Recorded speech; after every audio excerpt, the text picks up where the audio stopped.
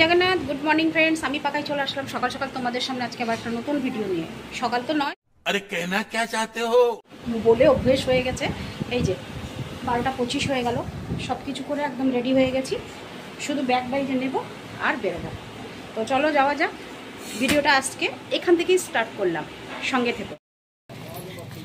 তো বেরিয়ে পড়লাম দোকানের জন্য। কি সাংঘাতিক রোদ গো, যেমন রোদ তেমন গরম।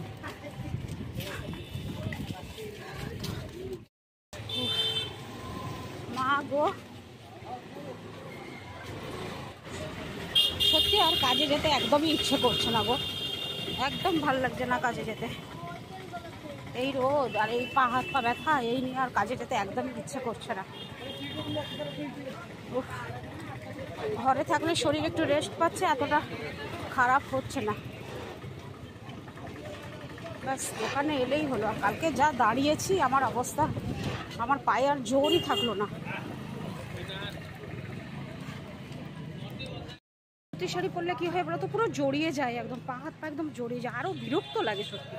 মানে কোনো কিছু শান্তি নেই আমার এই গরমকালে, ভীষণ রাগ ওঠে, সব কিছুতেই রাগ ওঠে। উড়িষ্যার ফেমাস দই বড়া, সেই গরমকালে এরকম গাছের ছাই,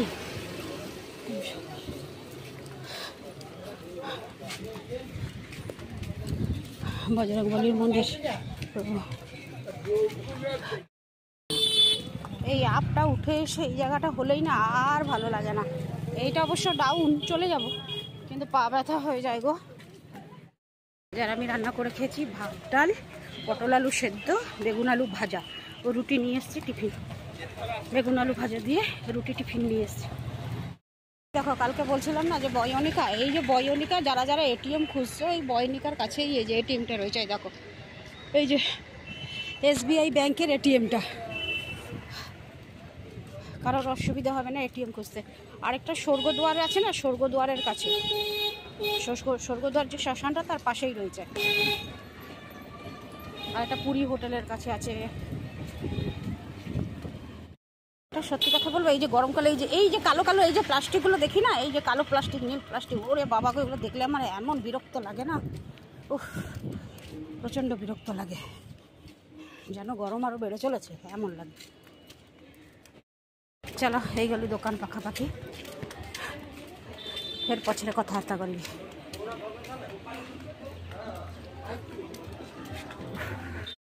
তো ফ্রেন্ডস দেখো, এইগুলো আমাদের চুড়িদার পিস কাটা হচ্ছে, এগুলো সব আজকে কাটা হয়েছে, আর এগুলো এখন কাটা হবে অবশ্যই। এই যে এগুলো সব মোটামুটি অনেকগুলোই চুড়িদার পিস কাটা হয়ে গেছে, বেশ সুন্দর সুন্দর লাগছে থানগুলো, তাই না? আর আমার ইচ্ছে ছিল এইটার একটা চুড়িদার পিস করার জন্য, কিন্তু কাট পিস বাঁচলো না, হলো না। 2 মিটারের মতন থাকলেও আমি নিয়ে নিতাম, কিন্তু হলো না। এইগুলো সব কেটে রাখা আছে, এগুলো সব কেটে রাখা আছে, এগুলো তো সব চুড়িদার হবে।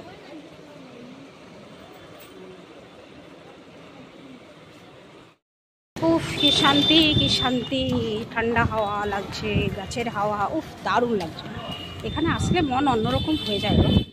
দেখো সবাই বসে আছে। তো ফ্রেন্ডস হয়ে গেলাম, দোকান থেকে বেরিয়ে পড়লাম, শোলাকিয়া বটগাছের কাছে হয়ে গেলাম। হাওয়া দিচ্ছে, কি সুন্দর হাওয়া দিচ্ছে গো। এই হাওয়াটা যদি আমি বাড়ির মানে ঘরের ভেতরে পেতাম, উফ ভগবান। চলো রুটি নিয়ে নিয়েছি, আজকে তরকারি নেব।